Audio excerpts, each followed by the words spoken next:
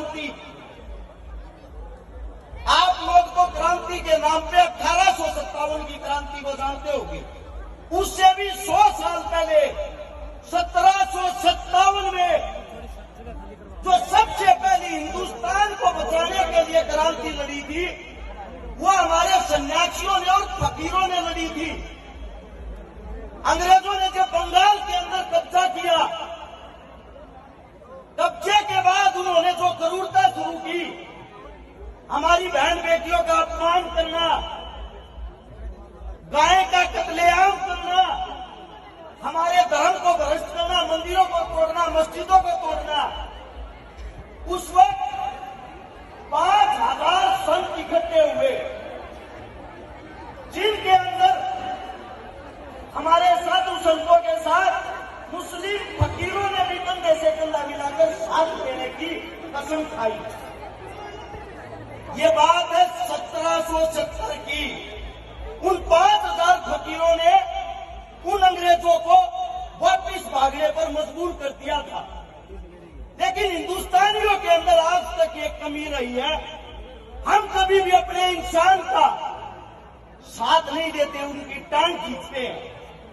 अंग्रेजों ने घोषणा कर दी, जो भी साधु संतों का, मंदिरों का, मस्जिदों का साथ देगा, इनके दरबार पर जाएगा, उनको गुलाम बना के विदेश में भेज देंगे और उनकी बहन बेटियों के साथ करूरता के साथ दुर्व्यवहार करेंगे।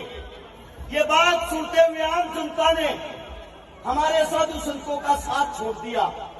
साथ छोड़ने के बाद वे 5000 आदमी अपने बंदूकों पर, अपने दम पर उन हत्यारे अंग्रेजों के साथ 30 साल तक लड़ते रहे। 30 साल। सन 1800 में जाकर कहीं वो आंदोलन समाप्ति की तरफ हो गया, क्योंकि जो हमारे देश की आवाम की जनता थी, वो हमारे संतों की ताकत को बढ़ा नहीं सकी। उसी का फायदा उठाते हुए उन्हीं अंग्रेजों ने बंगाल के अंदर शराब की पहली दुकान खोली थी 1832 में। पहली दुकान खोल के हमारे हिंदुस्तानियों को फ्री शराब पिलाई जाती थी। पहले एक आदमी को पिलाई, फिर 10 को पिलाई, फिर 100 को पिलाई। यह चीज देखते देखते उस शराब का टेस्ट आदमियों को ऐसे लगने लग गया, दिन प्रतिदिन उन्होंने अपनी दुकानें बढ़ानी शुरू कर दी। आज अगर आप हिंदुस्तान के अंदर देखोगे, एक भी कोना ऐसा नहीं होगा, एक भी गांव ऐसा नहीं होगा जिसके अंदर ठेका नहीं है। सबको पता है दारू हमारा सर्वनाश करती है। शराबी आदमी सबसे पहले अपने घर को खागा, रुपये खागा, घर धरती जमीन खागा। दारू के कारण ही बलात्कार होते हैं, दारू के कारण ही हत्याएं होती है। यहाँ पे पुलिस प्रशासन है, इनसे पूछ के देखना, जितने भी क्रिमिनल हैं 95% क्राइम नशे के कारण होता है। और ये मेरे देश का दुर्भाग्य है।